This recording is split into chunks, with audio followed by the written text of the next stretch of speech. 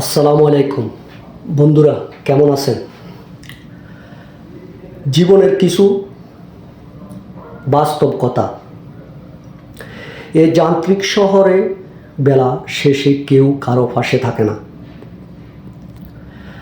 আজকে যে আপনার পাশে আছে, কাল হয়তো সে আর আপনার পাশে থাকবে না। জীবনে চলার পথে একাই চলতে শিখুন, কারণ বাস্তবতার সামনে আবেগের কোনো স্থান নেই।